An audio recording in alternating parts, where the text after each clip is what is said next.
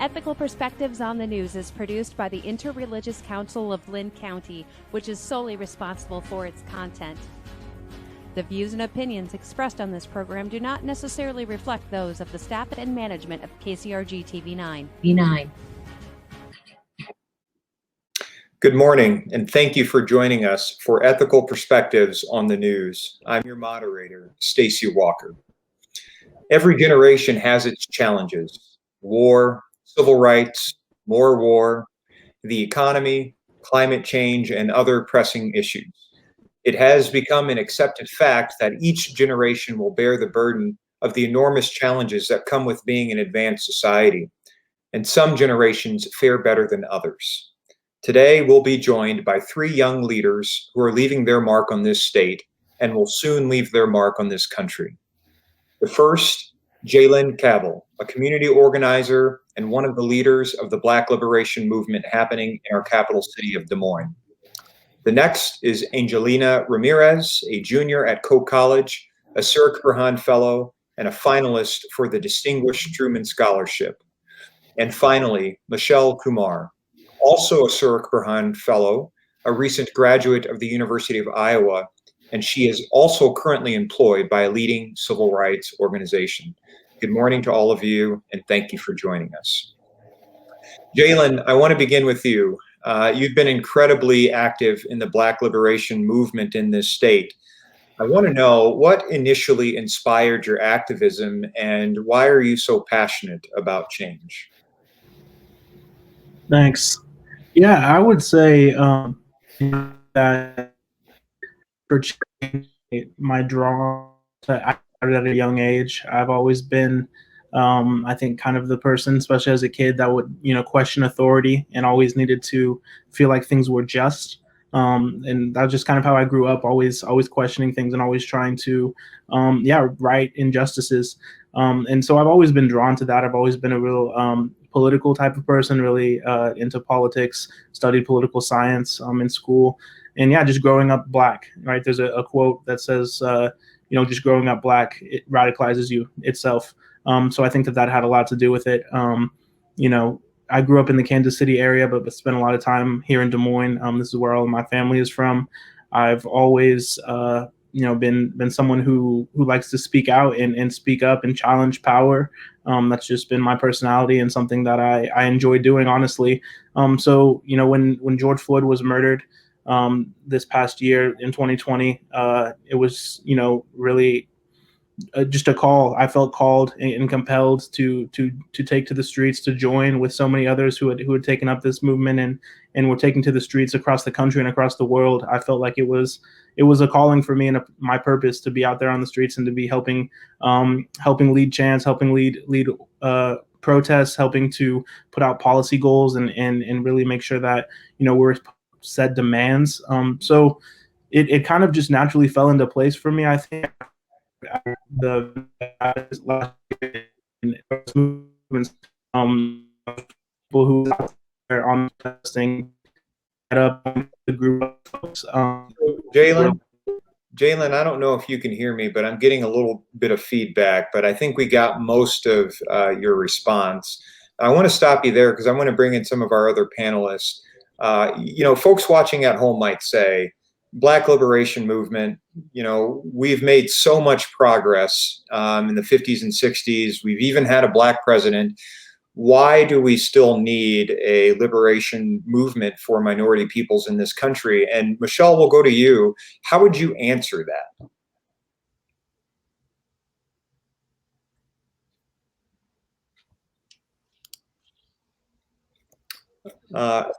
I want to make sure she's unmuted because I'm not able to hear Michelle. Can you hear me now? We can hear you now. Okay. I was just saying that there's clearly a need for liberation movements and other movements for minorities in this country. Those who say that because we've had a Black president or that we had the civil rights movement, they would be the people that aren't affected by, targeted policies or just everyday struggles. The people who say these things haven't experienced what it feels like to be a minority in this country. And if you are a minority in this country, you know very well that the fight isn't done, that every day new problems arise, and the idea that these blanket policies or approaches that are very incremental can somehow fix a foundational issue so quickly is not true. Thank you for that, Michelle. Angelina, I want to bring you in on this conversation. Michelle talked about targeted policies, and we know that right now you're currently serving as a legislative aide. So you are where the action is right now in terms of statewide politics, and there's a lot going on in the State House. Is there anything that's happening in your eyes that looks like an affront to the liberation movement that's currently happening? Yeah. And I think that's part of the problem when we talk about progress. Kim Reynolds, our governor, she created a task force in the wake of the Black Lives Matter movement, really pushing our government officials to create a task force on criminal justice reform. But this legislative session, we've seen 3 very specific anti-Black Lives Matter bills. And those would be SF 497, SF 476, and SF 479. And what these 3 bills do is limit protesting, expand qualified immunity, and prevent local government agencies from reallocating or defunding their police budgets. So when we see policy like that, which are frankly just breezing straight through the state legislature, we realize how much more progress needs to happen and how much more pressure we need to put on our government officials, because they are perfectly fine with passing these extremely harmful bills that are just a slap in the face for the Black liberation movement. Thank you for that recap. So, Jaylen, I want to go to you on this, because I imagine some of our viewers at home are going to say, well, you know, these all seem like they're bolstering our law enforcement apparatus. How could that possibly be an affront to the Black liberation movement? Or what does that have to do with racial justice at all? So could you give us your insight on how you connect the bills that Angelina just articulated to racial justice in Iowa and across this country? Yeah, I mean, so make no mistakes, all 3 of those bills that were just mentioned are targeted directly at the Black liberation movement, specifically Des Moines BLM, Iowa Freedom Riders, other social justice movements who have taken to the streets in the past year. Just look at the language that is drafted in these, the reaction that created and to try to stop and quell the movement that has been happening throughout this past year, and it's frankly the racist policies, and so, like, for example, the one that is like an anti-protesting bill is basically what I call it. It is filled with tons of terrible measures in there that all restrict the First Amendment rights of protesters. They actually are encouraging harm and violence to happen at protests. And in one part of the bill, it actually says that people who drive their cars through protests and hit protesters are actually not going to be liable for that. And that's something that we saw happen countless times over the last summer here in the state of Iowa and across the country. I myself was hit by the governor's vehicle, and now they're putting in legislation to protect drivers and encourage violence at these protests. And the bill, the 2 bills, one of the bills that codifies qualified immunity in the state, and the bill that is against defunding the police, trying to stop local city governments from being able to control their own city budget. Both of those are in direct reaction to demands and things that we have been calling for. We've been calling for more police accountability. We've been calling for money to be reallocated out of the budget. And now the legislature is putting in these bills to try to stop that. And real quick, just to go back on your question about why we still need a liberation movement and people pointing at Barack Obama, we know that one person like Barack Obama is not going to bring about liberation, because the things that we're talking about are structural. We're talking about these baked into how our country operates. And so these systems have to be dismantled and torn down if we ever want to see real liberation. And those 2 bills, the one about anti-defunding and the one codifying qualified immunity in the state, both of those bills got a lot of Democrat votes. Democratic senators in our Iowa legislature voted yes on those bills, on those racist bills, standing with Republicans. So this is not a partisan issue. Liberation is about tearing down these structures. And I don't care if you're a Democrat or a Republican, you need to stand with the folks who are calling for racial justice.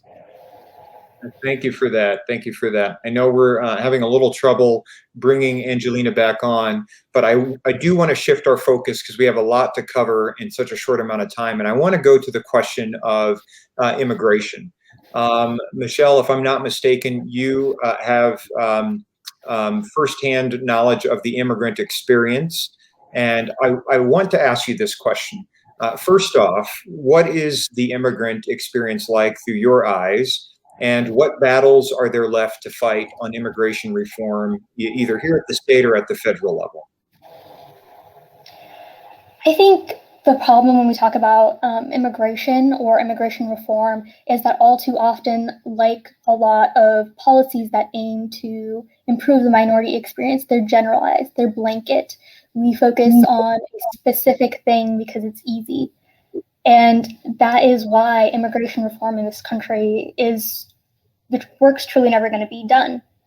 The immigration experience, personally, and from what I've observed, is different for everyone. We've had various waves of refugees from different countries and normal immigrants just migrating from various parts of the world. None of their experiences are going to look the same. But regardless of what the experience is, it's going to be a difficult one. The systems we have in place aren't here to support immigrants, but rather to use them, I would say. I think it's fair to say that a lot of this country runs on immigrant power, but the policies we have don't support them. As for immigration reform, personally, I'm really disappointed that President Biden's plans don't address visas, because in the community I'm from, the Indian community, visas are a really big deal.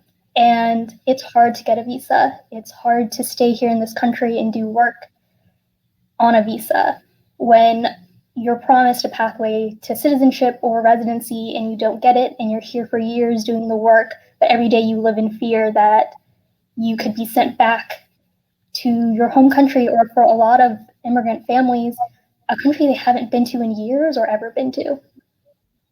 Thank you for that. Angelina, it's good to have you back with us. We have obviously shifted the conversation to the immigrant experience, and we're talking about what that experience might look like to all of us and how we relate to that. And if I'm not mistaken, you relate to the immigrant experience fairly closely.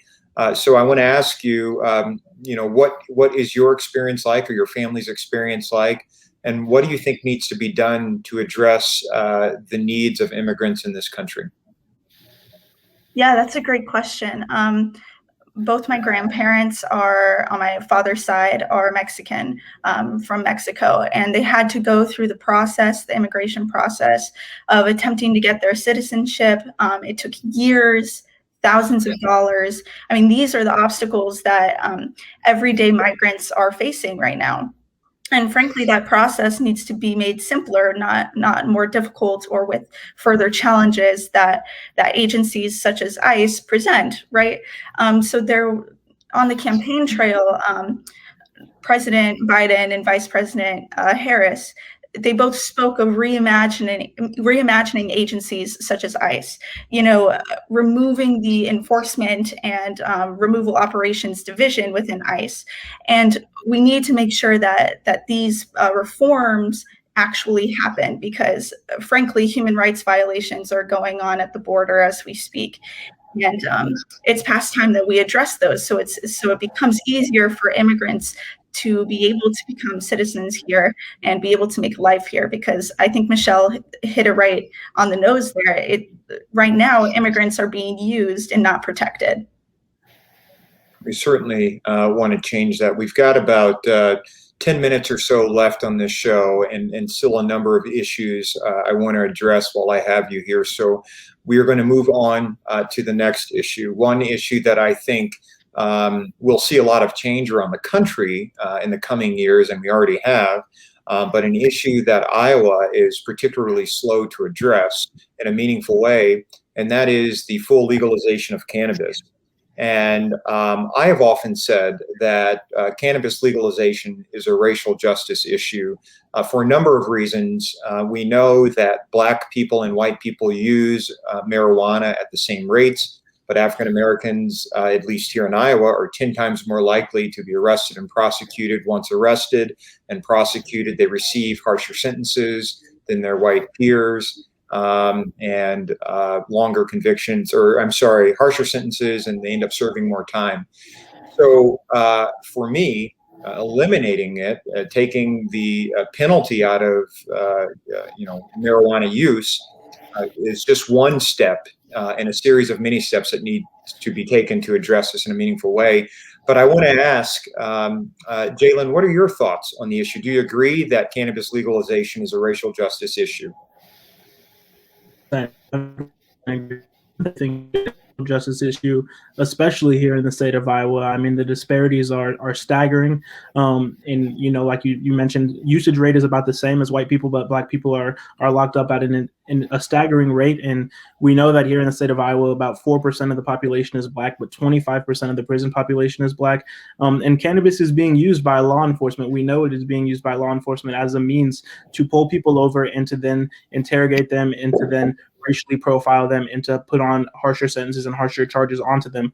We've seen it happen time and time again. And we know, yes, this is a racial justice issue, which means that when we're talking about legalization and when we're talking about setting up these policies for legalization, we need to make sure that we are coming from a racial justice lens. That means full legalization, of course. That means full expungement, letting everyone out who has been impacted by this crime. But that also means putting money back into these communities. It means reparations for these communities who have been so harshly impacted by this war on drugs, Black people and people of color specifically. We don't want to see what has happened in so many other industries where these monopolies are set up that are ran by white people. And now we have like stores of weed that are ran by white people. Put this racial justice lens and make sure that we're reinvesting this money that's going to be made from cannabis back into the communities that were most harmed. Before we move on to the next issue, I want to give our other two panelists the opportunity to either jump in if you disagree, or if you agree, we can move on to the next issue. Michelle, Angelina, anything you want to add to that topic? I think he said it perfectly. I completely agree. Michelle? I agree as well. There's lots of policy at both the federal and state levels around the country, and I think that we have a good chance of getting a lot of it passed. Good. That's good to hear. So I am just kind of running through these issues because, again, the whole point of this episode is to talk about the issues that you, as young emerging leaders, are going to have to deal with as time goes on. And perhaps one of the most pressing issues is that of climate change. President Biden's NASA chief climate advisor recently made clear that even with aggressive emissions reductions, we should be prepared for global warming levels that will likely wipe out half of Earth's species and threaten the lives of billions of people this century. I'd say that's pretty ominous. So I want to ask, and we'll start with you, Michelle, are you optimistic about our climate future? I would say I'm a little bit more realistic about it. President Biden has a lot of climate policy in place, and he hopes to enact a lot of it. But I think it's fair to say that we are just one of many countries who need to make reforms like this. And a lot of the reform is around the individual rather than corporations, who are some of the biggest polluters.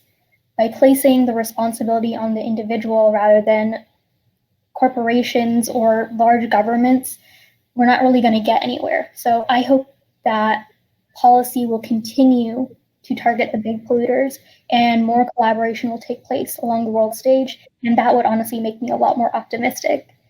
But as of right now, I'm feeling pretty good about where we're headed with climate policy. As for if it will actually be enacted, that is something we're going to have to wait on. So we talk about whether or not this policy will be enacted. And, you know, a lot of folks will say, well, Democrats control the House, they control the Senate, and they occupy the White House. You know, Angelina, Jaylen, are either of you more optimistic that this stuff will be enacted, or do we think we'll see more of the same? Um, I'm less optimistic personally. And I think that's because I see things on a state level where we are passing legislation such as SF 352, which right after the derecho wiped out 60% of Linn County specifically's forest reserves. This policy is taxing private forests as small as 2 acres, 100% of it. And it just completely decentivizes any private owners to rebuild their forests after they were demolished by the derecho after a natural disaster that occurred from global warming. So, you know, these things that we see on a more of a state level, frankly, aren't very optimistic. And we see similar notions in more moderate Democrats, and we need to make sure that we're putting pressure on Democrats right now on a federal level, especially since the Senate and even the House is so closely tied in partisanship. So, Jaylen, this next question will be for you. We've talked about a number of issues now: racial justice. We've talked about cannabis legalization, immigration reform, and climate justice now. And we've certainly outlined how serious these problems are. But in the remaining minutes, I want to get your thoughts on how we address some of these issues. We heard Angelina talk about putting pressure on both Republicans and Democrats. That's something you mentioned earlier when you were talking about some of the Democrats who voted for some of these bills, harmful bills that are harmful to the Black liberation movement. So is it a matter of putting pressure on both sides, if you will? Is this about more diverse voices in our politics? Is this a money in politics thing? Is this about capitalism, or is it all of the above? What's your read? Yeah, I would say everything that you just mentioned is really a problem, and is, you know, all coming together to create this reality that we live in right now. I'm not very optimistic about a lot of these things that we've talked about because, yeah, Democrats might be in charge at the national level, but the people with the real power are corporate Democrats, right? So you mentioned capitalism. I think that all of these issues that we spoke about really are not going to be addressed in a meaningful way like they need to be without us really looking at capitalism and how it is set up right now in this country. I think that we have to dismantle capitalism as it is set up. I think that capitalism and white supremacy thrive with one another. They are entwined, intrinsically entwined together, and we have to dismantle all of those systems. So yeah, I think putting pressure is necessary on both Republicans and Democrats. I don't think that we should ever let Democrats off the hook for any of this. I think that Democrats tend to be complacent and complicit, and don't stand up and fight for the things that we need them to. So I to be I saw, you know, over last summer how powerful and how effective real direct action can be, taking to the streets, having protests, getting in folks' space and making them uncomfortable, frankly. That's how you really move the needle, I think, and hitting people at their pockets. So going after some of these corporations, these corporate donors, it's going to be a multifaceted approach that we have to take. But I think the streets, direct action on the streets and in public places is really necessary. We've seen it be effective, and I think we need to continue that and only be stronger in our direct action. Angelina, we'll go back to you, and then we'll give Michelle the final word here. We've outlined a lot of problems, and these are major challenges that your generation will have to address. What is it going to take to be successful in doing so? It's going to take accountability. It's going to take a lack of complacency. We need allies more than ever to start speaking out about these issues that don't directly affect them. And that's where that concept of complacency and your ability to just ignore policy that might not affect you comes into play. We really need everyone to be mobilized so much right now because we saw it work, you know. And we really need to make sure that there are people, young people, diverse people running for political office locally, because that's where it starts. Working on campaigns for politicians that you think will best represent you. I mean, now is the time more than ever to really get involved in our political process, because racism and sexism and classism, it's intertwined with every single American system that we have. Thank you for that. And Michelle, what is it going to take to address these monumental problems? I agree with everything Jaylen and Angelina were saying. It's going to take every hand on deck. And something that I'm optimistic for is this past summer we saw groups, communities across the spectrum, across the country coming together. And I think if we have more of that, the more change we can enact. We need to realize that community-based efforts are what is going to make change. And not just communities here in Iowa, but communities across the country. We need to collaborate more with them, and we also need to just kind of understand that there are systems in place that are going to be against us, and we can only overcome them if everyone is mobilized. Now is not a time to just sit idly or think, well, that doesn't really apply to me. It applies to you. It applies to everyone because we're a community, and the more we realize that, the more change we're going to enact. Part of the way we enact change, of course, is by having people in elected office to introduce policies and to advocate, champion those policies, and to see to it that those policies become reality. So my final question to all of you is, really quickly here, do any of you imagine yourself in elected office one day? And Jaylen, we'll start with you. We'll go to Angelina, and again, we'll end with Michelle. Jaylen, what about you? Do you see yourself running for office in the future? I don't have any plans to. I'm not going to rule it out. I have ran for office already. I ran for Polk County Sheriff, a write-in campaign last year. So I'll count that. Okay, excellent. Angelina. Yes, I do plan to run for political office at some point in the future. And I hope to be a true representative of people that look like us.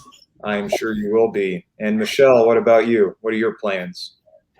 I would like to. We'll see. All right, excellent. Well, I want to thank you all for joining us on this episode and for this inspiring conversation. No one disputes the simple fact that the coming generations of young people have before them challenges of the likes this world has never seen before. The stakes are incredibly high, as the future of humanity could very well rest on their shoulders. And though these cold, hard facts can be troubling, we have every reason to be encouraged as time and again these coming generations demonstrate their ability to rise to the occasion. It was the prophetess Dr. Angela Y. Davis who famously said, "You have to act as if it were possible to radically transform the world, and you have to do it all the time." And these young leaders that have been on this show and these young leaders across the country have taken those words to heart, and they are transforming this world right before our eyes.